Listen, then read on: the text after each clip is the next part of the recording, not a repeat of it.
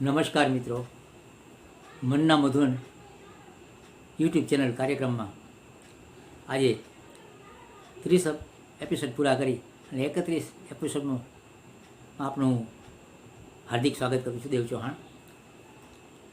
તો ચાલો આજનો એપિસોડ નંબર 31 એના ભાગ નંબર 1માં આજે આપણે ડિપ્રેશન વિશે વાતો કરવાની છે.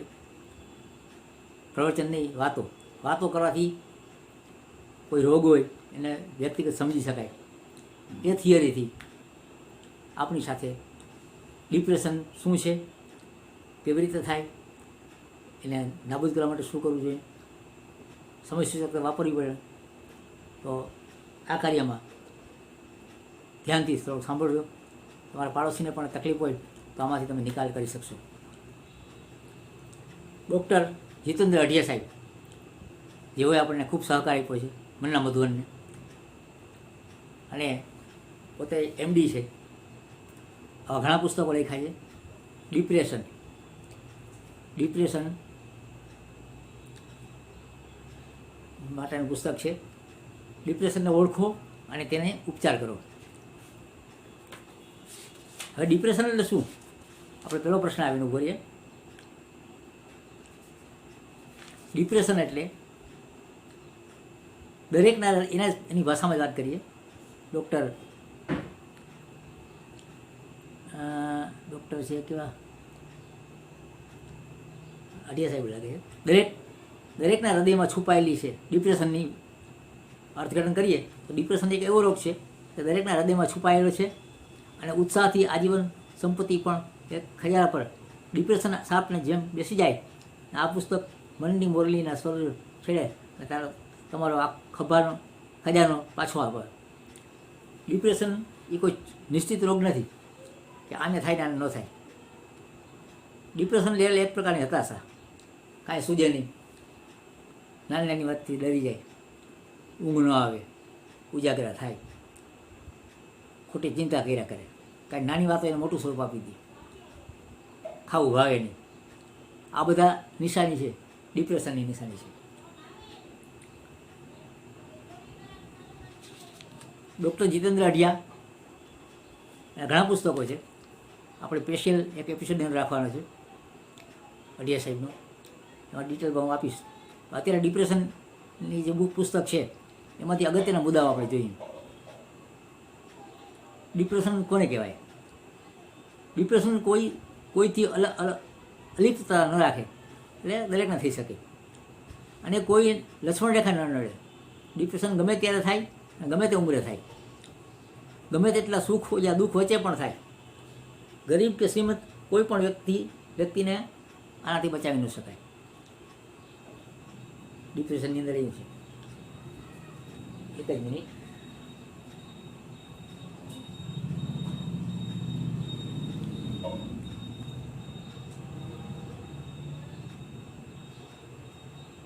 જિંદગીમાં સુખ અને દુઃખ આવે છે અને જતા રહે છે. આ તો જાણે કુદરતનો ક્રમ છે. પણ ઘણી વાર દુઃખ ન હોય તોય દુઃખનો ભય મનુષ્યને નિરાશ કરીને કહે. મેં એવા દર્દી પણ જોયા છે જેને કોઈ પણ પ્રકારનું દુઃખ નથી, છતાં જાણે કેમ અગમચેતીના પગલા રૂપે પોતે એના ઉપર ડાયરેક્ટ આવવાનો હોય એવો ભાવ વ્યક્ત કરી દે. હવે શું થશે? કોરોના આવશે તો, અમારા ઘરમાં આવી ગયો તો કેવી રીતે નીકળશે અને ભોગ લેશે ને, આવું વિચાર તો થઈ જાય છે. થિંકિંગ નેગેટિવ થઈ જાય. એ કોરોના રોગની ઝીણી બાબત પોતે નોંધતો રહીએ. ખોટી ઉધરસ આવતી હોય, શરદી થઈ ગઈ હોય તો એ કોરોના સમજીને જાય દવાખાને. રસ્તામાં કોઈ બીજો વાત કરે નહીં યારે તો એ માની જાય કે કંઈ નહીં હોય તમે કહે છે, પણ એ શાંતિથી બેસી શકે નહીં. એને ટેન્શન કરી જાય, ખોટું 3 ગણું ટેન્શન. ડિપ્રેશનના લક્ષણોની વાત કરીએ. મનોવિજ્ઞાનના જાણકાર ડૉક્ટર હોવાને કારણે ડૉક્ટર દર્શન શાહ એને શું કીધું છે કે મનોવિજ્ઞાનના જાણીતા ડૉક્ટર હોવાને કારણે મારી પાસે માનસિક રોગના જે દર્દીઓ ઇલાજ માટે આવે છે એમાંના મોટી સંખ્યા ડિપ્રેશન દર્દીઓ હોય છે. એમાં મોટાભાગના બધા ડિપ્રેશનના દર્દીઓ હોય છે અને ઈલાજ માટે આવે છે તેમાં મોટી સંખ્યામાં ડિપ્રેશનના દર્દીઓ હોય છે. આવો સંઘર્ષ અને પરિવારો સાથે કરી રહ્યા છે. ડિપ્રેશનના દર્દીઓની સંખ્યા જગતમાં દિવસે ને દિવસે વધતી જાય છે. આવા દર્દીઓને બે ભાગમાં વહેંચી શકાય. ડિપ્રેશનના દર્દીઓ છે એને બે ભાગમાં વહેંચી શકાય. કેવી રીતે? નંબર 1, ઓળખાયેલા, નિદાન થયેલા અને સારવાર હેઠળના દર્દીઓ. એવા દર્દી છે કે જેનું રિઝલ્ટ આવી ગયું છે, શું છે એ રોગ ઓળખાઈ ગયો છે. એટલે એવા દર્દીઓ કે ઓળખાયેલા હોય કે આને ડિપ્રેશન જ છે, નિદાન થયેલા હોય અને સારવાર હેઠળના હોય. એક બીજો પ્રકાર એનો પાડીએ આપણે તો ના ઓળખાયેલા અને એથી સારવાર શરૂ ન થઈ હોય તેવા દર્દીઓ. આ બે ટાઈપના ડિપ્રેશનના દર્દીઓ હોય છે. બીજા પ્રકારના દર્દીઓ હાલત ખૂબ જ કફોડીઓ થયેલી જોવા મળે છે. જે સારવાર લે છે એને તો કોઈ તકલીફ નથી, પણ જે સારવાર જેની ચાલુ નથી થઈ એવા દર્દીઓ એની હાલત કફોડી હોય છે. ડિપ્રેશન ઓળખવાનું એક મુખ્ય કારણ આપણા સમાજમાં રોગ વિષયક રહેતો ભારે અજ્ઞાનતા છે. આપણા સમાજમાં જનરલી ડિપ્રેશનનો દર્દી હોય એમ કે મને આ ડિપ્રેશન જેવું લાગે, હા તું તો વેવલો છો, કાંઈ ન એવું, અમે જીવન ફરતા ટેસ્ટથી આવું કહીએ એમ કરીને એને ટાળે. આપણા સમાજમાંથી આ અજ્ઞાન દૂર કરવાની તાકીદે જરૂર છે. ડૉક્ટર જીતેન્દ્ર અઢિયા આપણા સાહેબ માત્ર તનના જ નહીં મનના પણ ડૉક્ટર છે. શરીરના ડૉક્ટર છે એવું જ નથી, એ પોતે મનોવૈજ્ઞાનિક ડૉક્ટર પણ છે. અઢિયા સાહેબ જિંદગીમાં ખુશનુમા પ્રસરાવી રહે છે. ડિપ્રેશનના દર્દીઓ માટે તો તેઓ માનસિક અજ્ઞાનતા દૂર કરવા માટે આ પુસ્તક લખ્યું છે. ડિપ્રેશન વિશે આ પુસ્તક સંક્ષિપ્ત અને સરળ રીતે અસર છતાં ઉપચારક પદ્ધતિઓનું આલેખન કરવામાં આવ્યું છે. આ પુસ્તક મારા અભ્યાસ દરમિયાનના મારા પ્રાધ્યાપક ડૉક્ટર અઢિયા સાહેબે દ્વારા લખાયું છે. હવે ડિપ્રેશનના નિશાની શું આપણે ચર્ચા કરીએ. જેને ડિપ્રેશન થયું હોય એની ઓળખવાની નિશાની શું? મહાભારતના વખતમાં ડિપ્રેશન હતો. તમે કહેશો એ કેવી રીતે? ક્યાં મહાભારત ને ક્યાં ડિપ્રેશન નથી એનો રોગ? હા હતું. કેવી રીતે? પુત્ર ભરતને ગાદી ન મળતા ડિપ્રેશનનો ભોગ બનેલી એની માતા કૈકેયીને આખા સામ્રાજ્યને રામ રાજ્યને 14 વર્ષ પાછું થયેલું. પોતાના પતિ અયોધ્યામાં રાજા દશરથ માટે મૃત્યુઘંટ વગાડ્યો અને પોતે સદાય માટે બદનામી વહોરી લીધી કૈકેયી. કદાચ કૈકેયીને આ ડિપ્રેશનમાંથી ઉગારી લેવાય હોત. એક પ્રકારનું થીમ, એક વાત મગજમાં બેસી જવી, ઘડીકમાં નીકળે નહીં. કૈકેયીને મગજમાં એવું બેસી ગયું કે મારો પુત્ર ભરત છે એ રાજગાદી સંભાળે, એટલું માગ્યું તો બરાબર હતું. પણ રામને 14 વર્ષનો વનવાસ આપ્યો. શું કામે? કે એ અહીંયા હોય તો રાજ પાછું લઈ લે ને, એને એવી બીક હતી કે રામને છેટા રાખું, મારો ભરત દીકરો છે એને ગાદી અપાવું. આ મગજમાં વાત ઘૂસી ગઈ એને, એટલે એ ડિપ્રેશન થયું એક પ્રકારનું. જો એ ડિપ્રેશન દૂર થઈ ગયો, કોઈક પાસે કોઈ કીધું હોત કે મને આવો વિચાર આવ્યો હોય કે મારા દીકરાને રાજગાદી મળે અને ભરતના 14 વર્ષનો વનવાસ મળે, તો કોઈક સમજાવે એને, ઋષિમુનિ કોઈ તો આ વસ્તુ ખોટી જ બેન, આવો મગજમાં લઈને ફરોમાં આનું પરિણામ વિનાશક આવે. પણ એના મગજમાંથી નીકળ્યું જ નહીં અને અંતે એનો ઉપયોગ એને કર્યો. એટલે કહીને એક ડિપ્રેશન જ હતું એ જમાનામાં. ડિપ્રેશન એટલે ફરીવાર સમજી લ્યો, ડિપ્રેશન એટલે એક પ્રકારનો ભય, એક પ્રકારનું વલણ એના મગજમાં ઠસાઈ જાય અને નીકળે નહીં, એને ડિપ્રેશન કહેવામાં આવે. આ ડિપ્રેશનની ઓળખ આપણે અમુક ઘટનાથી કરીએ સમજાવવા માટે. પહેલી ઓળખ, નયન એકદમ હોશિયાર વિદ્યાર્થી છે. નયન એકદમ હોશિયાર વિદ્યાર્થી છે. 10મા ધોરણના બોર્ડમાં 3જા નંબરે આવેલ છે અને 11 સાયન્સમાં એડમિશન લીધું, પણ 11મા ધોરણની પરીક્ષામાં 51% માર્ક્સ આવ્યા અને પછી 12મા સાયન્સમાં ફેલ થયો. જો 11મા ધોરણમાં ને બહુ હોશિયાર હતો, પણ 11મા ધોરણની પરીક્ષા આપી તો એને ટકા બહુ ઓછા આવ્યા. એ ટકા ઓછા આવ્યા એટલે એ ગંભીર થઈ ગયો, એકદમ માઇન્ડમાં કાંઈક ફસાઈ ગયું અને બીકમાં પાછી 12માની પરીક્ષા આપી તો પણ એમાં ફેલ થયો, બાર સાયન્સમાં ફેલ થયો. એ શું કામે કે ઉપરા ઉપર ઘટનાઓ બની. એને એવું વિચાર્યું કાંઈ વાંધો નહીં, 11માં ટકા ભલે ઓછા આવ્યા, 12માં હું મહેનત કરી લઈશ અને હું સફળ 100% સફળ થઈશ સાયન્સમાં. આવું દ્રઢ મનોબળ જેનું હોય એ ડિપ્રેશનથી બહાર નીકળી જાય. પણ જેનું મનોબળ ઢીલું હોય એ વિચારી ન શકે કે મારે આમાંથી કેવી રીતે નીકળવું, શું મહેનત કરવી. એને કોઈ ગાઈડ ન મળ્યો હોય. સારો વિદ્યાર્થી બીજો મિત્ર હોય તો સમજાવે કે તું મૂંઝાણો શું, 11માં ભલે ટકા ઓછા આવ્યા, 12માં ટકા આવશે અને તું જરૂર ભણી શકીશ. એટલે આ સમજાવવા માટે ડિપ્રેશન કેવી રીતે આવે. ધીરેલાલ બીજો દાખલો લઈ. ધીરેલાલ ધંધામાં સારું કમાયા, પણ આજકાલ ધંધામાં દિલ નથી લાગતું. નવું સાહસ કરવાની છોડી દીધું છે. નફો કરતી કંપની નુકસાન કરવા જઈ રહી છે. તેઓ ધંધા પર જવા પણ કરતાં ઘરમાં બેસી રહેવાનું વધુ પસંદ કરે છે. ઘરના બધા લોકો ચિંતિત છે કે ધીરેલાલને આમ કેમ થયું. ધીરેલાલ મોટો વેપારી, બહુ વ્યવસ્થિત ધંધો હાલતો, પણ એ ડિપ્રેશનમાં જ્યારે આવી ગયો અમુક કારણોસર, ત્યારે એને વિચાર આવે કે દુકાન જ ખોલવી નથી, મારે કાંઈ કરવું નથી, મને બેસી રહેવા દો. કારણ કે એક વખત ખોટ ખાધી હોય પછી એની અસરમાંથી બેઠો થઈ જાય એ અસલ વેપારી કહેવાય. પણ નબળા મનનો હોય તો તરત ડિપ્રેશનમાં આવી જાય કે આપણે વેપાર કર્યો આમાં ખોટ ગયા, તો ધંધો આવો શું કામ કરવો છે, આપણે કાંઈ નથી કરવું, આવો વિચાર આવે ત્યારે એ ડિપ્રેશન છે. પછીનો મુદ્દો છે રીટાબેનને રોજ રાત્રે મોડે સુધી ઊંઘ આવતી નથી. આમ તો સ્વસ્થ છે, પણ ઊંઘ ન આવવાને કારણે આખો દિવસ થાક અનુભવ મહેસૂસ કરે છે અને ઊંઘની ગોળીઓનો ઉપયોગ કરે છે. રીટાબેન મોડે સુધી જાગે છે, સવારે ટાઈમ ઉઠી શકતા નથી, શરીરમાં નબળાઈ જેવું લાગે છે. એટલે એના મગજમાં એવું ઘરી ગયું છે કે મને શરીરમાં કાંઈક રોગ છે. રોગ ભલે નથી પણ માનસિક રીતે એના મગજમાં છસાઈ જાય અને એ કાઢવું, ન કાઢી શકો તો ડિપ્રેશનનો ભોગ બને. આ એનું લક્ષણ છે.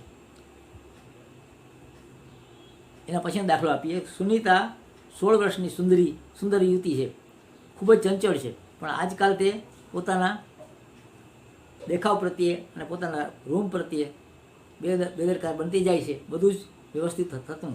સુનિતાના મમ્મી પપ્પા તો ખૂબ જ શિખામણો આપે છે, પણ સુનિતા વર્તનમાં કાંઈ ફેર પડતો નથી. સુનિતા નામની 16 વર્ષની દીકરી ચંચળ સ્વભાવની હોવા છતાં આજકાલ તે પોતાના દેખાવ પ્રત્યે બહુ ધ્યાન રાખતી. પહેલાં કે હું સુંદર દેખાવ, પણ હવે ધીમે ધીમે એ શોખ બધા જાતા કર્યા એને, અને એક જગ્યાએ બેસી રહે છે. એને કાંઈ કામ મોકલતું નથી. એના વર્તનમાં ફરક પડી ગયો છે, ભૂલકણો સ્વભાવ થઈ જવો. આ બધા ડિપ્રેશનના લક્ષણો છે. એના પછીનો દાખલો લઈએ તો રમાબેન લગ્નને 2 વર્ષ થયા. એક સુંદર મજાનું બાળક છે. ઘરમાં બધા સભ્યોનું વર્તન સારું છે, પણ કોઈ અકળ કારણસર રમાબેનને ઝેર ગટગટાવી આત્મહત્યા કરી લીધી. આ બધા વિચારે છે કે રમાબેને આવું તે શું દુઃખ હશે કે મોતને વાલો કર્યું. આ ડિપ્રેશન માણસને આ લક્ષણો જ આપ્યા. એ લક્ષણમાં ડૉક્ટર એવું લાગે તો ડૉક્ટરની ખરેખર સલાહ લેવી જોઈએ. પણ આ રમાબેન છે આપણે વાત કરી, એ કોઈને કાંઈક કારણ કીધા વગર ઝેરની દવા ગટગટાવી ગયા અને મોતને વાલો કર્યું. એને ક્યાંય બેચેની આવતી હોય, લાગતી હોય, મગજમાંથી ખંખેરી નાખે વાત તો કાંઈ નહોતું. ઘણાને માઠું લાગી જાય થોડીક વાત કરીએ તે, તો એવું માઠું લાગવાનું પ્રસંગો એવા બનતા હોય એ ડિપ્રેશનમાં જલ્દી આવી જાય. પિનાકીનભાઈ 40 વર્ષના છે. પછીનો દાખલો આપું છું. પિનાકીનભાઈ 40 વર્ષના છે, ઓફિસર છે. તેમની ઊંઘ ખૂબ વહેલી સવારે ઉડી જાય છે, પછી આવતી જ નથી. તેના કારણે તેઓ ઓફિસમાં પૂરતું ધ્યાન આપી શકતા નથી. ઉપરી સાહેબનો તેનો ઠપકો પણ અને મેમો પણ આપે છે. હવે આખી રાત જાઈ ગયો, સવારે ડ્યુટી પર જાય તો શું કરે, એને ઊંઘ આવે, કાંઈ કામ મોકલે નહીં. એટલે આ ધીમે ધીમે ડિપ્રેશનના લક્ષણો છે. આવા લક્ષણો દેખાય તો ડૉક્ટરની સલાહ જરૂર લેવી, મનોવૈજ્ઞાનિકની. હવે આ લક્ષણો બધા જોયા દાખલાથી. હજી 1-2 લક્ષણો આપણે જોઈ લઈએ. જગદીશ મમ્મી પપ્પાને ખૂબ જ લાડકો છોકરો છે. 9મા ધોરણમાં ભણે છે. બધા એને ખૂબ જ પ્યાર કરે છે. પણ એક દિવસ એક સમસ્યા છે કે તેનાથી વહેલું ઉઠાતું નથી, અને ગમે એટલી એલાર્મ મૂકો કે સંકલ્પ કરીએ પણ સમયસર ઉઠી શકાતું નથી. તેના મમ્મી પપ્પાને તેને સારા સવારે સમયસર ઉઠાડવામાં ખૂબ જ મહેનત કરવી પડે છે. એટલે પોતાના માઇન્ડ ઉપર જે કંટ્રોલ હોય, એક જુસ્સો હોય, એ જુસ્સો ખતમ થઈ જાય ગમે એ કારણોસર. કાં કોઈ એને ધમકાયું હોય તો આવું બને, અથવા તો એનાથી આગળ નંબરવાળો વધારે ટકા લઈ ગયો હોય એનો મિત્ર, તો આવું બને. તો આ રીતે ડિપ્રેશનમાં આવેલો વ્યક્તિ ધીર ગંભીર થઈ જાય છે, કાંઈ એને સૂચતું નથી. અને આમ કોઈ રોગ નથી પાછો, રોગ ન હોવા છતાં મોટો રોગ છે. અને એવું જ નથી કે ગરીબ માણસ હોય પૈસા હોય એટલે ડિપ્રેશન આવે, એવું નથી. શ્રીમંત માણસ હોય એને પણ ડિપ્રેશન આવે. કોઈ માગણું થઈ ગયું હોય, તાત્કાલિક ચૂકવવાનું આવે તો પણ ડિપ્રેશનમાં આવી જાય. રાજકોટનો જે કિસ્સો હતો પહેલાં, ઘણા વર્ષ પહેલાં બની ગયેલી ઘટના, એક શેઠ એ રીતે ડિપ્રેશનમાં આવી ગયા હતા. પછી એને એમ થયું કે આ માથે એટલું બધું માગણું થઈ ગયું છે, પેઢી મોટી હતી, માગણું થઈ ગયું છે, હવે હું ભરી નહીં શકું, અથવા તો મને તકલીફ પડશે ભવિષ્યમાં. તો એને મરવાનો વિચાર કરી લીધો, પણ ખાનગી રાખ્યો. એના નોકરને કહે મારે કાલ કામ છે તો મારી સાથે આવો, આપણે ગાડી ફોર વ્હીલ લઈને જાય. રાજકોટથી ફોર વ્હીલ લઈ અને મોરબી જવા નીકળ્યા વહેલી સવારે કે રાત્રે, મોડી રાત્રે. ભેગી પિસ્તોલ લીધી હતી. આપણને વિચાર આવશે કે એને ડ્રાઈવરને ગાડી એકલો ન જઈએ કે મરવું હોય તો, પણ નહીં, એને આવો વિચાર આવ્યો કે હું મરી જ જાઉં. અને એની પાસે વીમો હતો, એ મરી જાય એટલે વીમો પાકી જાય. પણ ક્યારે પોતે મરે તો વીમો પાકે નહીં. હવે એને વીમો પાછળથી પોતે મરી જવાનો છે, એ વીમો પકાવી અને બધું માગણું ભરાઈ જાય એ રીતની એની વ્યવસ્થા હતી. પછી એના વારસદાર સંભાળે બધા. રાજકોટથી મોરબી જતાં અડધે પહોંચી એના ડ્રાઈવરને સૂચના આપી કે તું મને મારી નાખ. ડ્રાઈવર કહું શેઠ તમને હું કઈ જ મારી શકું કે તમારો કાંઈ ગુનો છે? ગુનો ન હોય તો કાંઈ નહીં, તારે મને મારવો પડશે. બહુ આનાકાની કરી. પછી શેઠ ખારો થયો, તું મારસ કે હું તને મારું? ન બોલવાના શબ્દો શેઠે નોકરને કીધું, જેથી કરીને ઉશ્કરે. પણ નોકર સમજ્યો હતો એટલે ઉશ્કરાતો નહોતો. પછી કે નહીં મારતો હું તને મારી નાખીશ. એટલે ના છૂટકે શેઠની પિસ્તોલ દૂધતા હાથે લીધી ડ્રાઈવરે, અને ડ્રાઈવરે ગોળીબાર કરી શેઠને મારી નાખ્યો અને ગાડી મૂકીને ભાગી ગયું. આ એક ખેલ ડિપ્રેશન જ છે. પણ એ શેઠ મરી ગયો, એ પિસ્તોલ લઈ અને ડ્રાઈવર છે એ પોલીસ ચોકી હાજર થઈ ગયો કે ભાઈ મારા શેઠના કહેવાથી મેં એને માર્યો, મને નહોતો મારવો, એને વીમો પકાવો હતો. એટલે હવે આ પ્રકરણ સત્ય ઘટના છે બની ગયેલી રાજકોટથી મોરબી જતા. આ વેપારી મરી ગયો પણ ડિપ્રેશનનો પોતે ભોગ બની ગયો હતો. ચિંતા એક જ વસ્તુ કે હવે હું આમાંથી બહાર નીકળી શકીશ નહીં, માગણામાંથી. એની જગ્યાએ શાંતિથી વિચાર્યું કે ચાલો કંઈ ગમે તો કોઈ કુટુંબને કંઈ આટલું માગણું થઈ ગયું છે, એમાંથી બહાર નીકળવાનો રસ્તો મળે. પણ કોઈને વાત કરતો નહીં, એકલો ગૂંચવાયા કરે અને જે સતત રટાણ એનું જ કર્યા કરે, એ ડિપ્રેશન કહેવાય. તો નોકર પાસે પિસ્તોલથી એને ગોળી મારીને મારી નાખ્યો. હવે એની પાસે ઇન્સ્યોરન્સ બહુ મોટો હતો. હવે ઇન્સ્યોરન્સમાં આ વસ્તુ ડિક્લેર થઈ ગઈ કે ચાઈને મર્યો પોતે આત્મહત્યા કરી, એટલે વીમો ન મળે, ઇન્સ્યોરન્સ રદ થઈ જાય. કારણ કે ખુદ સુસાઇડ કરે એને કોઈ બહારથી કોઈ લગાડી ગયા હોય, કોઈ ઠોકર વાહન લાગી ગયો અને પોતે મરી જાય તો 100% એક્સિડન્ટ વીમો ગણાય. પણ આ શેઠે તો પોતાને મરવા માટેનું એક સ્કીમ બનાવી રાખી હતી કે જેથી કરી વીમો પાકી જાય, છોકરા દુઃખી ન થાય પાછળ, અને હું આવેલો જાઉં. નહોતો એને વીમો પાસ થયો, ન છોકરાના પૈસા મળ્યા, પોતે જીવના ગયા. આ ડિપ્રેશન એક દિવસનો આ બનાવ બન્યો એક જ દિવસમાં, પણ એક દિવસનો ન હોય. આમાં 2-3-4 મહિના ગૂંચવાતો મનની અંદર, તો જ આ પગલું ભરે. એટલે ડિપ્રેશનના લક્ષણમાં આવા કિસ્સા હોય એનો પણ ઉલ્લેખ હોય. ઘણીવાર એવું થાય માણસ ડિપ્રેશનમાં આવતા પહેલાં સારા માણસની સલાહ લઈએ કે મારે આવું થયું છે, હવે હું શું કરું, તો એને સલાહ મળે તો ડિપ્રેશનમાંથી બચી જાય, ડિપ્રેશનમાંથી બહાર નીકળી જાય, નવો રસ્તો મળે. તો ઘણા માણસો કોઈને કહેતા ન હોય, કહી ન શકતા હોય અને અંદર અંદર ગૂંચવાતા હોય, એ ડિપ્રેશનનો ભોગ બને. ડિપ્રેશનનો ભોગ બન્યા પછી એને મરણના વિચાર આવે, આવા બધા વિચારો આવે. તો ડિપ્રેશન માટે શું કરવું એ આપણે જોશું.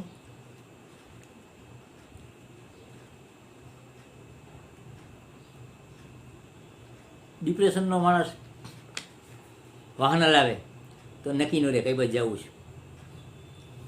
દાખલા કે સ્કૂટર એની પાસે છે. જો એક ડિપ્રેશનવાળો માણસ મારી ઓફિસમાં જતો, મારી પોતાની ઘટના કહી દઉં, મારી ઓફિસમાં નોકરી કરતો, એને ડિપ્રેશનનો ભોગ બનેલો, શાંતિથી બે સાહેબો એવું વિચાર્યું કે આને રજા લેવડાશે મુકાવી દેશે તો પૈસા વગર ખાશે શું, એટલે એ કે શાંતિથી બેસતો હોય તો ભલે બેસે. ઓફિસમાં શાંતિથી બેસતો, આમ સૂતો રહી આમ લમણે દઈને. મને ખબર નહીં, હું એ ઓફિસમાં પહેલી વાર હાજર થયો, રાજકોટની સિંચાઈ ખાતાની ઓફિસ હતી મારી બહુમાળી ભવનમાં, એમાં હું હાજર થયો. હવે આને ડિપ્રેશન છે એ મને કાંઈ ખબર નહીં. તો પહેલા દિવસે મારે પેંડા લેવા હતા ને અળદિયા લેવા હતા, શિયાળો હતો. તો અળદિયા લેવા માટે જનતા ફાટક નહીં પણ કેવું કહેવાય છે, આમ્રપાળી ફાટક, ત્યાં અળદિયાની ફેમસ ડેરી છે, ત્યાં જવું હતું. તો મેં એ ભાઈને, ડિપ્રેશનવાળા ભાઈને કીધું, મેં જોયું નથી આમ્રપાળી ફાટક, તમે સાથે આવશો? હા હા ચાલો. એટલે એને સ્કૂટર કાઢ્યું, ડબ્બો લઈ એલ્યુમિનિયમનો. અમે ત્યાં પહોંચ્યા, અળદિયા લીધા, અળદિયા લઈ ડબ્બો પેક કર્યો અને પાછળ એની પાસે બેસી ગયો. પાછો જતો હતો ને ત્યાં એના માઇન્ડમાં અસર થઈ. સ્કૂટરની જગ્યાએ ઉડી ગયું, હું પાછળ ઉડી ગયો. અળદિયા ધૂળમાં રડતા થઈ ગયા, ખેદાન બેદાન થઈ ગયું. પછી પોતે બોલે નહીં, હોઠ ફફડાવે ખાલી. પછી માંડ અમે ઓફિસે પહોંચ્યા, પણ બીજા બધા ભેગા થઈને કીધું કે સાહેબ તમે આને ક્યાં આની સાથે ગયા, આને ગાડી હલાવતી આવડતી નથી, ગાડી કંઈક ગમે ઘાલતી ચાલે વળી, એના મગજમાં ઝટકો લાગે, વિસ્મૃતિ આવી જાય. એટલે અમે કંઈક કોઈ કહેતા નથી. પણ મેં કીધું હું પહેલી વખત છું, મારો કોઈ મુલાકાત નથી, મને કે સાથે આવું છું, ઉમળકાથી કીધું તો ત્યાં આવો. આ રીતે પોતે તો હેરાન થાય પણ સાથે પાછળ બેઠું હોય એનો ભોગ લેવાય જાય. એટલે ડિપ્રેશન ઝીણી ઝીણી બાબત છે, એનું ધ્યાન રાખવું જોઈએ અને એનો વહેલો ઈલાજ કરવો જોઈએ. એ ગમે તેમ બોલે એટલે એક પ્રકારનું આમ જ બોલા શબ્દ જાય પાછળમાં આ ટાઈપનું વ્યવહાર કરે.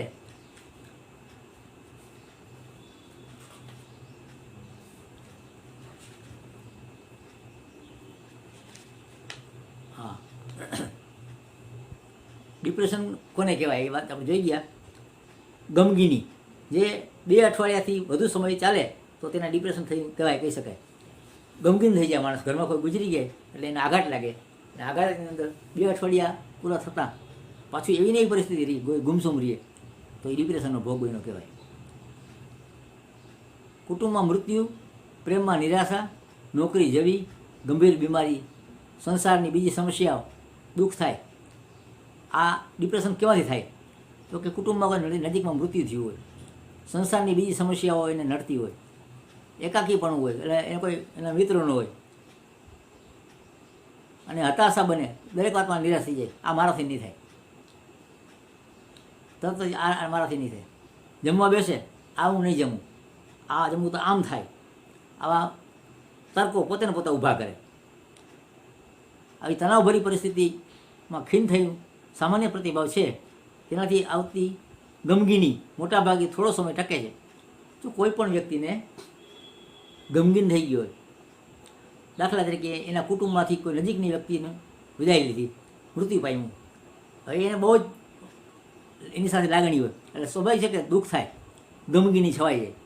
પણ આ ગમગીની 10 થી 15 દિવસ સુધી હોય છે.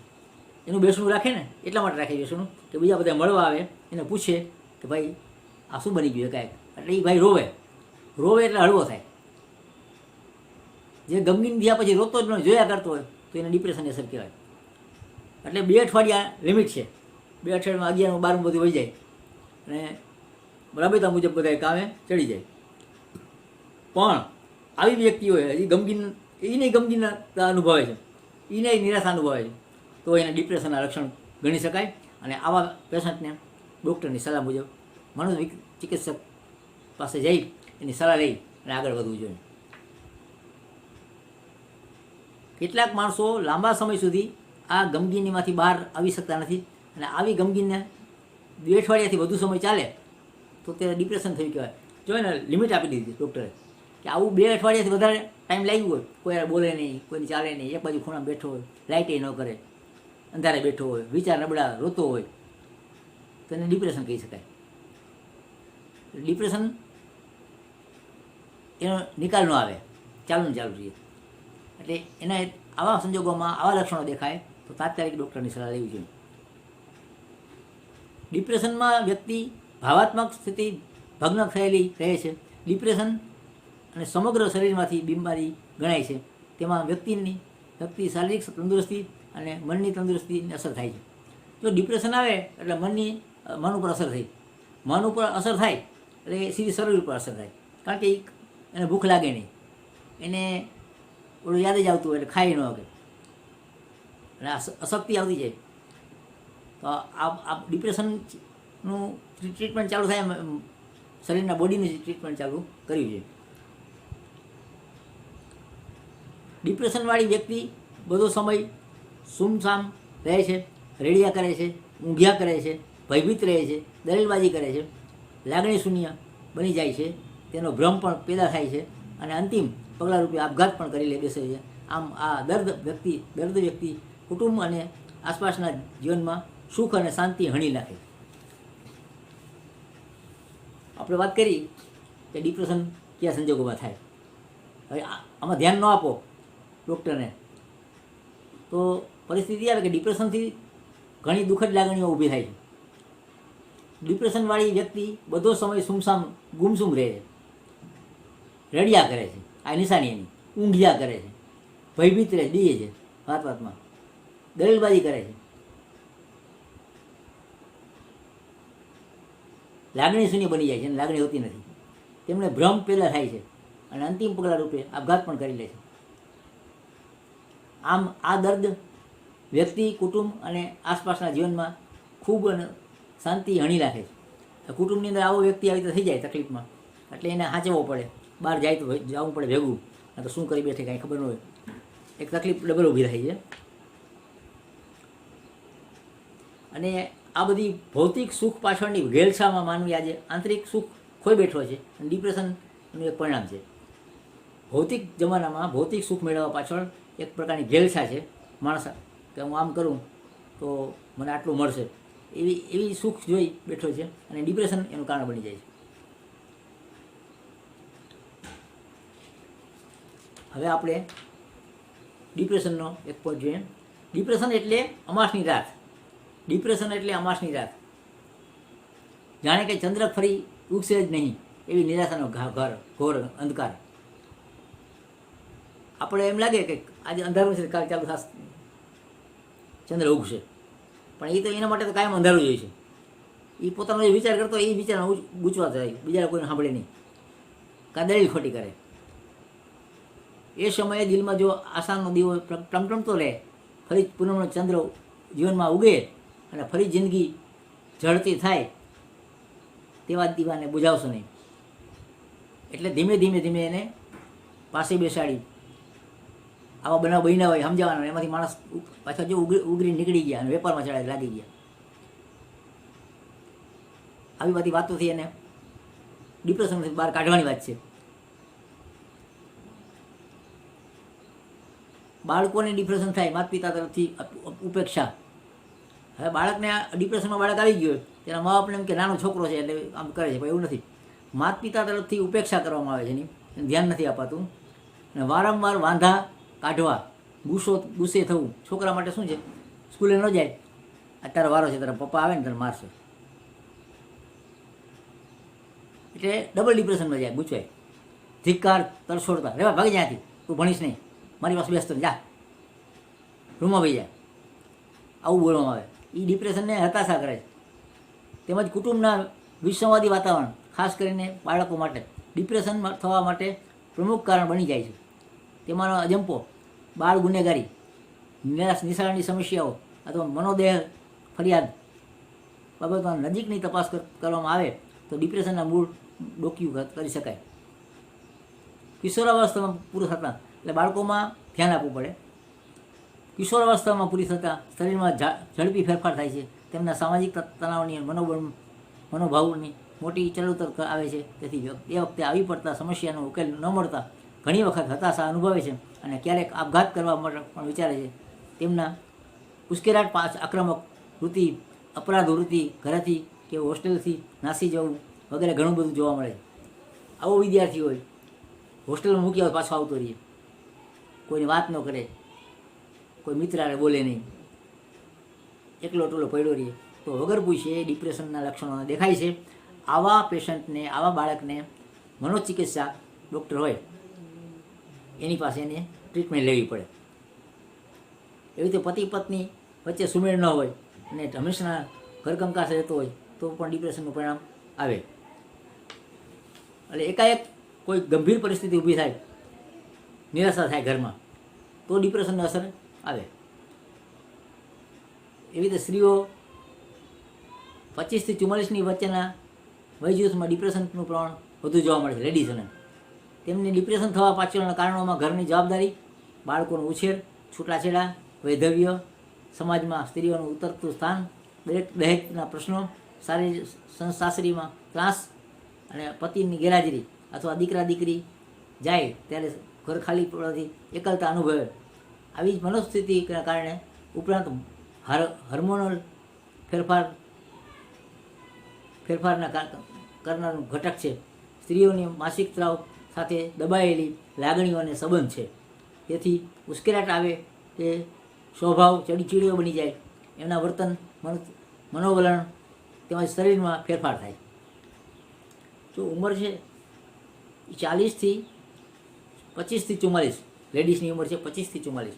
આ 25 થી 44 વર્ષની એવી ઉંમર છે કે એને એકાએક પોતાના અવયવોમાં ફેરફાર થાય, સ્ત્રી હોય તો. એટલે એ ગૂંચવાય કે અમારે શું છે, એટલે કદાચ એવા પ્રશ્ન પણ પૂછે એની માતાને, તો એને માતાએ સમજાવવું જોઈએ. પણ જો ન સમજાવે અને એમ કે તું નીકળ, સ્કૂલે જા, આમ છે તેમ છે, તો એ એને હળદૂત થાય તો ડિપ્રેશનની અસર વધી જાય. એ રીતે મોટી વૃદ્ધોને પણ થાય. મોટી ઉંમરના શારીરિક તેમજ માનસિક શક્તિઓનો ક્ષીણ થતાં શરીરમાં કોઈ બીમારી આવવાથી, આવક ઘટવાથી, નિવૃત્તિ આવતા પ્રવૃત્તિ ન રહેવાથી માણસ નિવૃત્ત થઈ જાય નોકરીમાંથી. પછી એને કે હવે તારે 10-12 વાર ઓટે બેહવું, શું કરવાનું? ઓટે બેહી વાહન નીકળે ગણવાના, એવું. તો આ સંજોગોમાં એ વૃદ્ધ છે હતાશ થઈ જાય કે પહેલાં મારો કેવો જમાનો હતો, હું નોકરી કરતો બધા મને બોલાવતા, પછી બોલાવાય પણ નહીં, હવે એને શું બોલાવીને કામ છે. એટલે માણસો આઘારીએ એનો મોભો યા ઘટવાથી, નિવૃત્તિ આવવાથી, પ્રવૃત્તિ ન રહેવાથી. એટલે નિવૃત્તિમાં તમારે કોઈ પણ પ્રવૃત્તિ ખરેખર ગોતી લેવી જોઈએ. પછી કમાણી થાય એવું જ નહીં, પણ તમે આનંદથી જીવી શકો, આનંદ કાઢી એમાં મેળવી શકો, એવી પ્રવૃત્તિ જો એને આપવામાં આવે તો વૃદ્ધ છે એને ડિપ્રેશનથી દૂર રહીએ. કારણ કે ડબલ પ્રવૃત્તિ છે એટલે એમાં ગૂંચવાઈ જાય. અને ઓલો ડિપ્રેશનવાળો માણસ છે એને તો બીજી પ્રવૃત્તિ છે જ નહીં, બેસવાનું જ છે. અને છાપામાં છે કે ભૂકંપના આંચકા આવ્યા છે દિલ્હીમાં અને ગુજરાતમાં આવશે. આવું આવે, હવે શું થશે મારું? હું તો દિલ્હીમાં રહું છું, છોકરા કંઈ ધ્યાન આપતા નથી, તો હવે મારું શું થશે? આ ઝાટકા આવશે, આ બાજુ આવશે. એટલો પોતે ગહન બની જાય વિચારમાં, જાણે કે એના ઉપર થવાનું બધું. અરે ભાઈ, ઝાટકા દિલ્હીમાં આવ્યા છે, આવવાના છે તો આવશે, તું તારું કામ કર, પણ નથી કરતો. આ એના મગજમાં એક બેસી ગઈ વાત કે ડિપ્રેશનમાં ભોગ બનેલો છે, એટલે એના વિચારમાં જોયું. ખાલીપો આવતા જિંદગીમાં, સામાજિક સંબંધો અને સંપર્ક તૂટવાથી ડિપ્રેશન આવે છે. હવે વૃદ્ધાવસ્થામાં માણસ પહોંચે એટલે એની જે બિઝનેસના સંબંધ હોય એ બધા તોડી નાખે બીજા માણસો. કારણ કે એ નિવૃત્ત છે, હવે પેઢીનો વહીવટ એના છોકરા સંભાળે છે. તો બાપાને કેમ બાપા આમ હાથ ઉજાગર કરે, બાકી એના કહેવાય કોઈ બેહવા માગતું નહીં. ત્યારે એના વિચાર એવો હોય છે કે પહેલાં મારો જમાનો હતો ત્યારે કેવા માણસો મારી પાસે બેસતા, વાતો કરતા, લાગણી દેખાડતા, ચા પાણી પીતા. હવે એ બાપા બેઠા હોય રોડ ઉપર નાલીએ, અને આમથી એના વેપારી બીજા આવતા જૂના વેપારી, એને આમ જોવાય નહીં, એટલે આ બાપાને ઓછું લાગે, એમ થાય કે મારી કાંઈ કિંમત નથી રહી.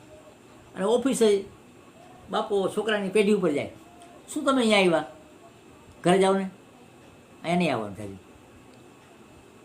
પછી પડી જશો. એટલે બાપો પડી જશે એ એને ખબર છે, બાપો અહીંયા ન આવે એ સારું. આવું બોલવાથી કોઈ કાર્ય કરતો એને રોકે.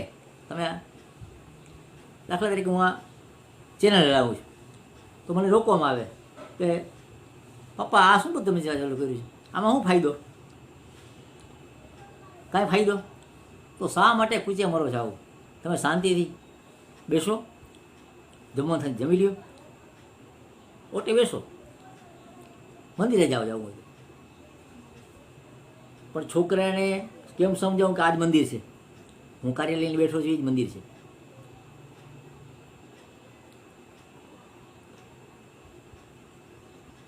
એની પાસે કાર્ય ખૂબ છે છોકરા પાસે, એટલે એ ધૂનમાં ને ધૂનમાં કામ કર્યા કરે છે, બીજા વિચારો આવતા નથી. ઓલો એકલો પડશે એટલે એને બીજા વિચારો ખોટા ચાલુ થશે, એવું સમજતા નથી.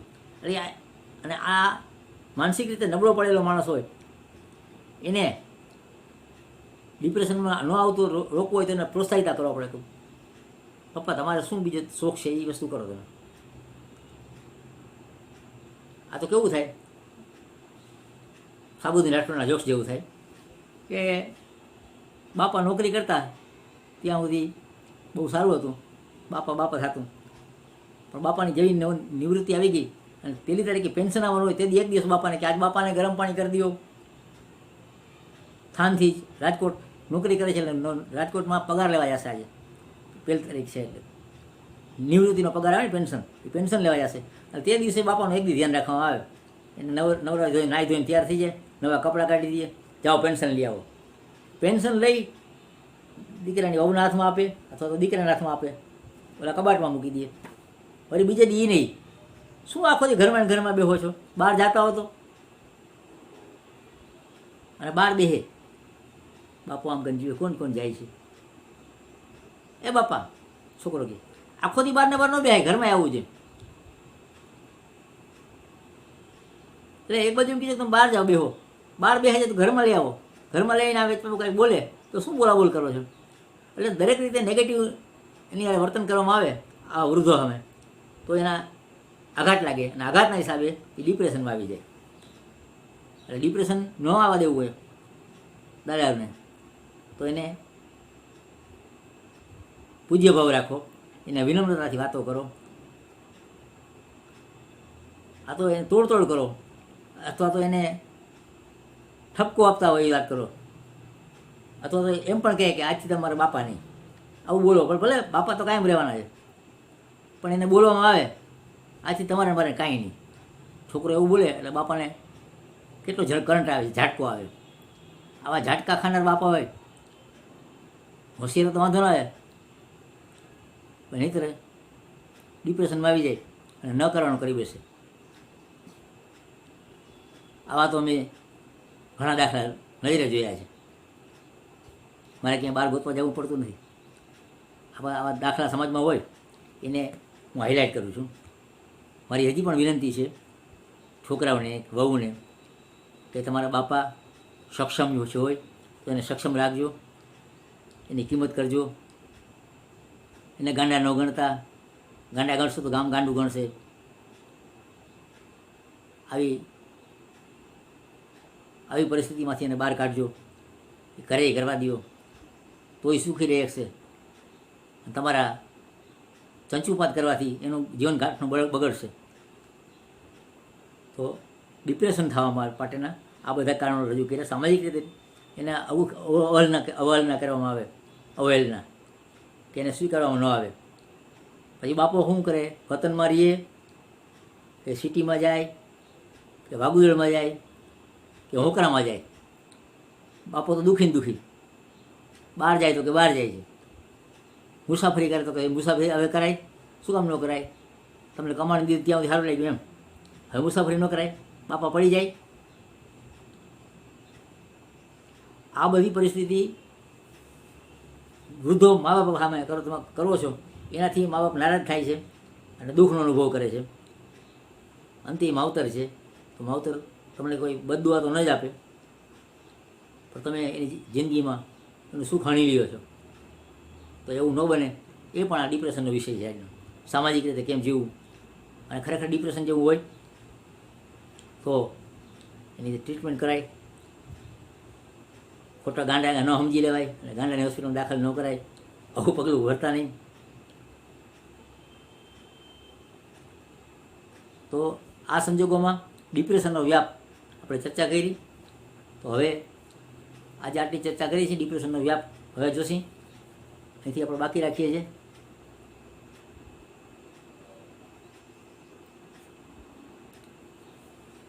હવે આગલી ચર્ચા બીજા એપિસોડમાં થશે.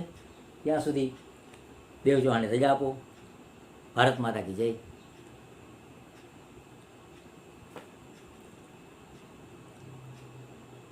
આજનું ટાઇટલ છે ડિપ્રેશન.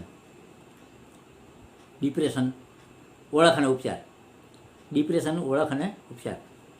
આજનું વક્તવ્ય હું પૂરું કરું છું. 31મો એપિસોડ પાર્ટ 1 પૂરો થયો. પાર્ટ 2માં તમે ફિલ્મી ગીત સાંભળશો. તો ચાલો આગળ વધીએ ફિલ્મી ગીત તરફ.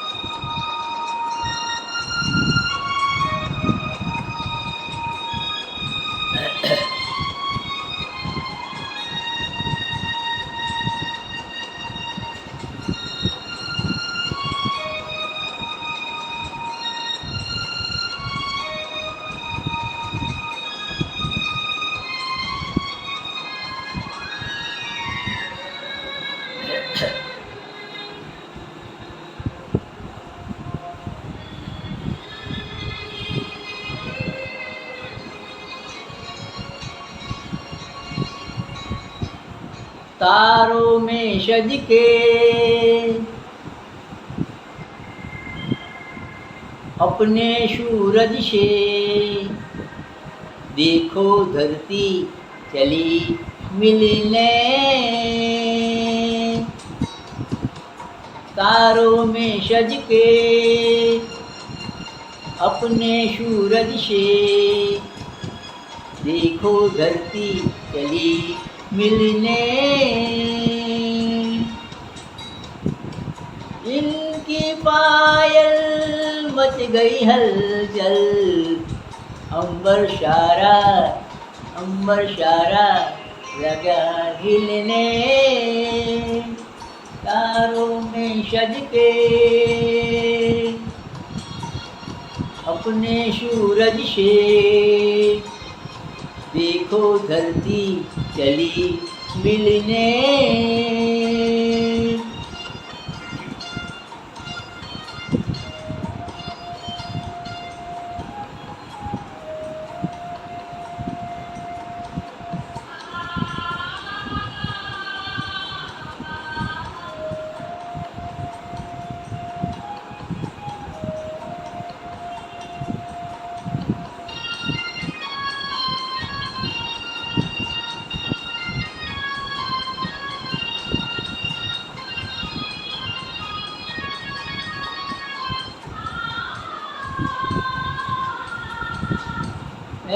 घटाओं का दो नैन में काजल, धूप शामुख पे डाले सुनहरा सावसल चल.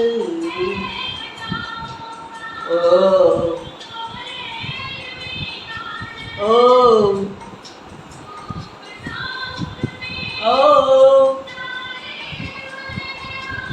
ओ यूं लहराई शियरनाई जागी ऐसे कनक खिलने कनक खिलने तारों में सज के अपने सूरज से देखो धरती चली मिलने देखो धरती चली मिलने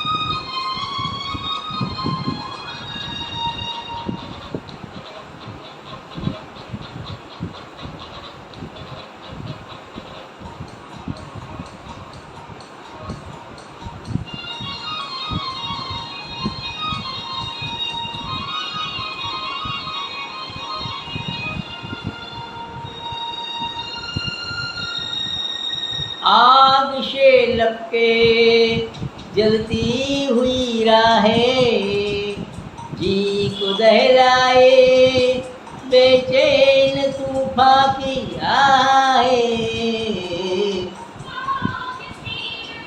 ओ आग ओ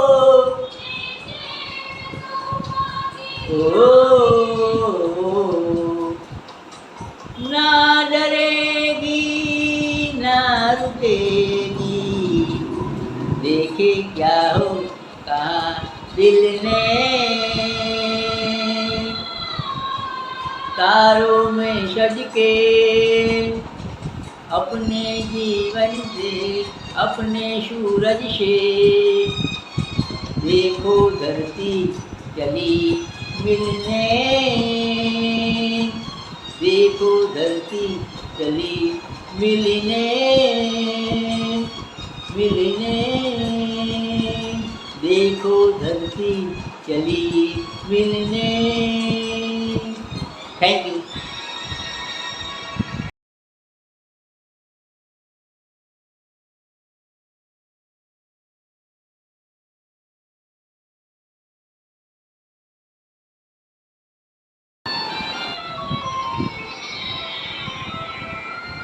મનાડીનું ગાયેલું બીજું ગીત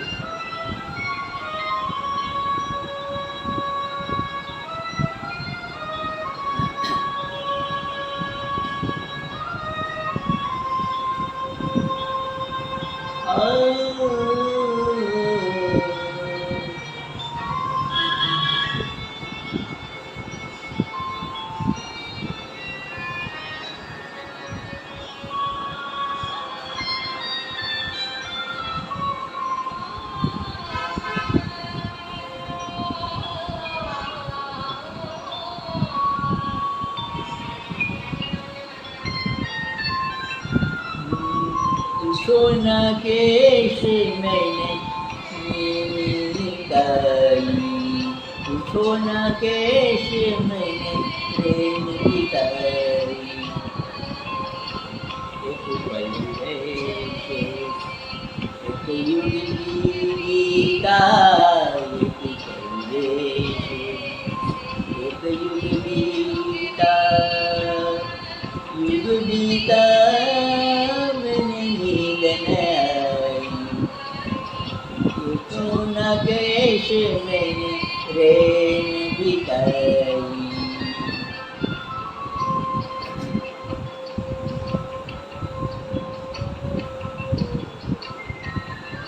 जले दीपक जले जाए मेरे घर का अंधेरा एक जले दीपक एक जन मेरा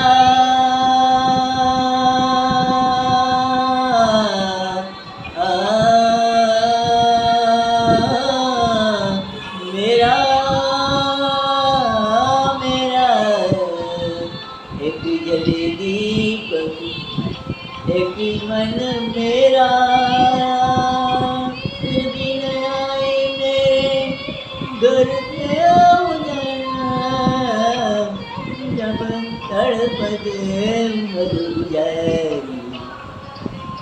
पूछो न कैसे मैंने रैन बिताई, पूछो न कैसे मैंने रैन बिताई।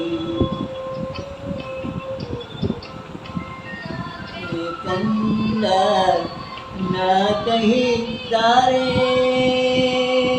जैसे मेरी नैन बेचारे, ना तुम चंदा ना कहीं तारे, जैसे मेरी नैन बिछाए, किरण आई, पूछो न कैसे मैंने रैन बिताई, पूछो न कैसे मैंने बिताई।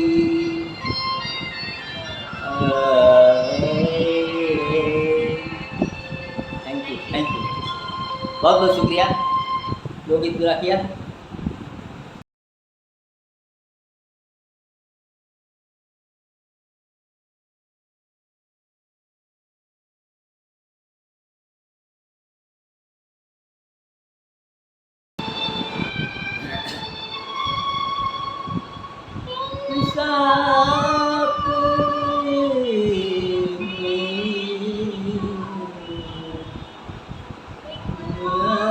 मोहब्बत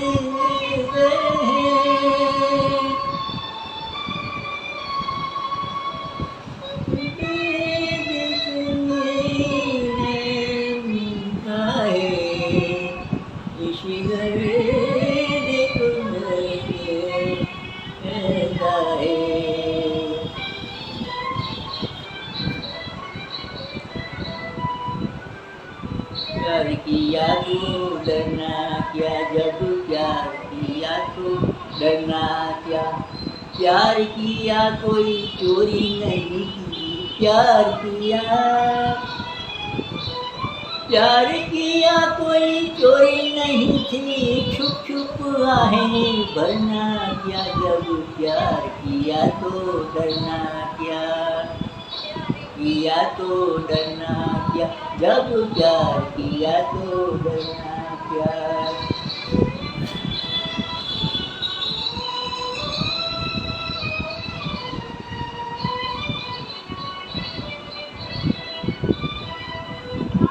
गंगे का फसाना जान भी जाए जमाना, आज कहेंगे दिल का फसाना जान भी जाए चाहे जमाना। इश्क जो दुनिया देखे, तो वही जो दुनिया देखे, छुप छुप आहें भरना क्या, जब प्यार किया तो डरना क्या, प्यार किया तो डरना क्या, जब प्यार किया तो डरना क्या।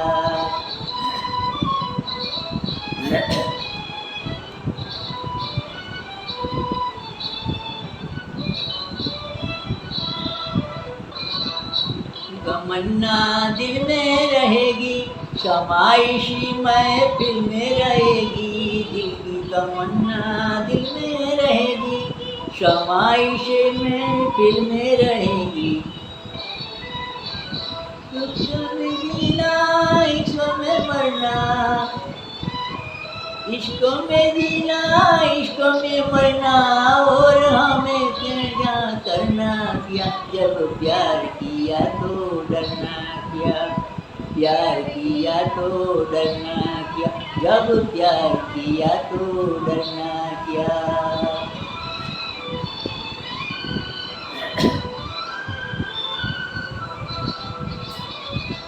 मिल सकेगा इश्क हमारा चारों तरफ है उनका नजारा,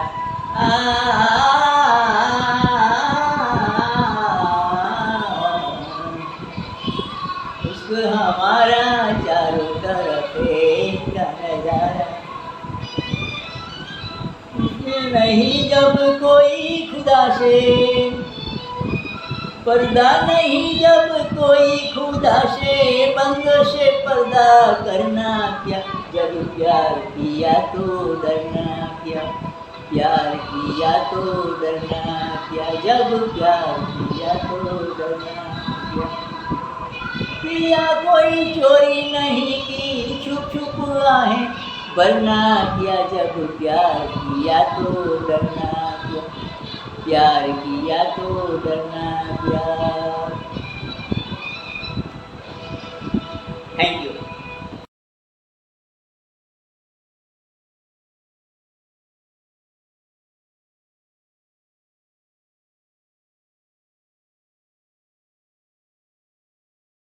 सीने में प्यार भर दूं, जोड़ी मेरा नाम पूछे। करने वालों के सीने में प्यार भर दूं, अरे वो है परवाना पत्थर को मोम कर दूं। नफरत करने वालों के सीना में प्यार भर दूं।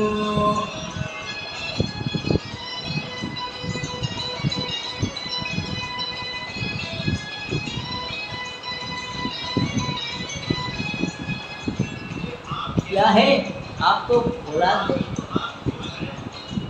नहीं है, की बात ये तैयार नहीं है, उनके तड़पने से सयाद पिघल जाए, बुलबुल के तड़पने से सयाद पिघलता है, आंचलों तो औलाद पिघलता है। आग के आग भर दूं, परवाना है पत्थर को मोम कर दूं।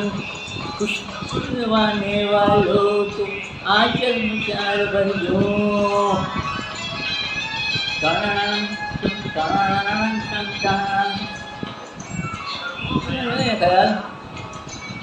नहीं है अभी आपको मुझे प्यार है, प्यार नहीं है।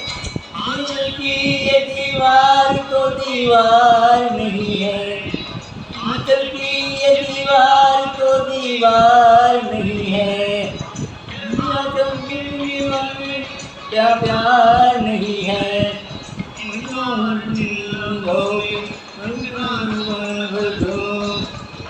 हूँ परवाना हूँ पत्थर को मोम कर दूं। नफरत करने वालों के सीने में प्यार भर दूं।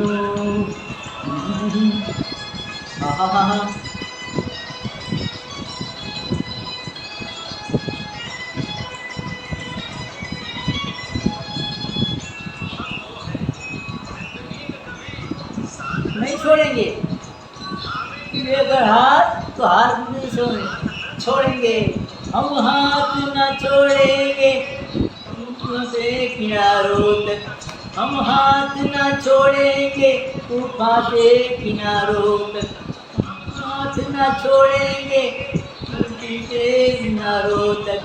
महती सीढ़ियों में आहट भर दूं, परवाना है पत्थर को मोम कर दूं। नफरत करने वालों की सीने में प्यार भर दूं। मैं हूँ परवाना हूँ पत्थर को मौन कर दूं। नफरत करने वालों के सीने में प्यार भर दूं।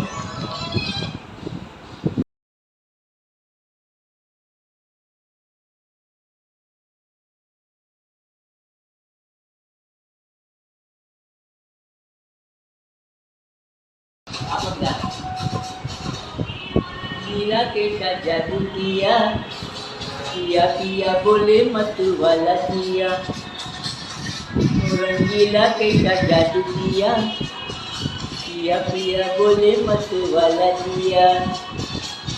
उन्हें छुपा के ये क्या किया, किया ओ तूने। रंगीला के साथ जादू किया, पिया पिया बोले मत वाला दिया।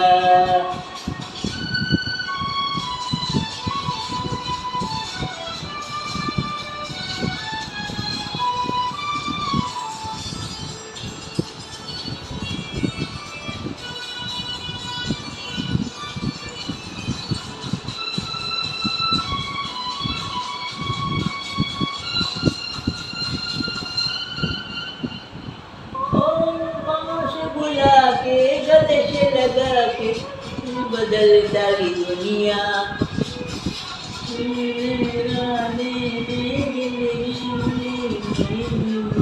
वाली दुनिया लगा के तूने तो बदल डाली दुनिया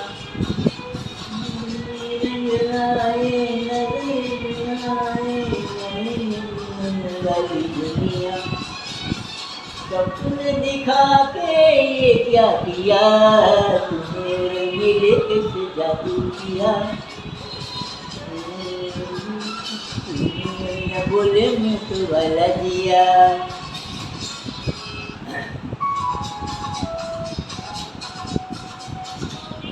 रंगीला कैसे जादू किया पिया पिया बोले मत वाला दिया रंगीला कैसे जादू किया पिया पिया बोले मत वाला दिया ये क्या किया हो तूने रंगीला कैसे जादू किया पिया पिया बोले मत वाला दिया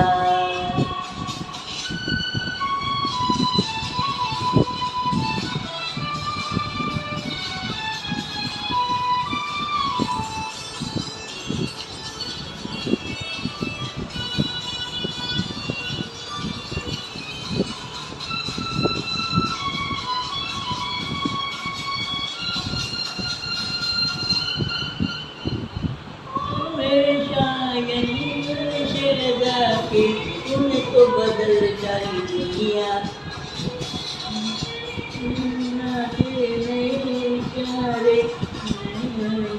वाली दुनिया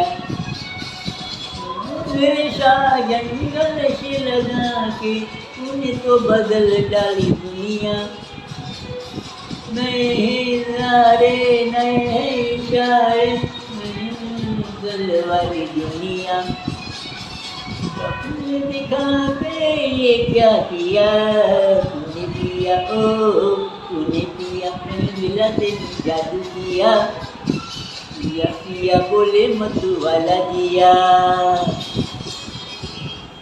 थैंक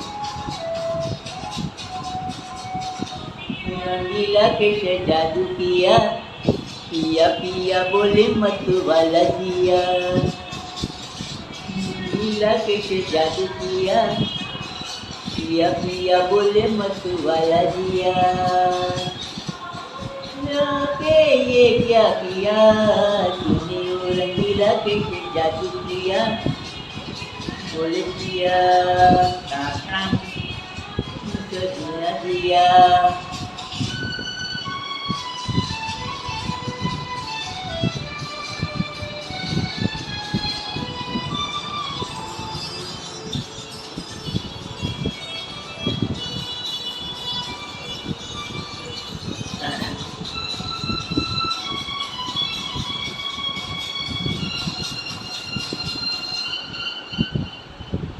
मेरे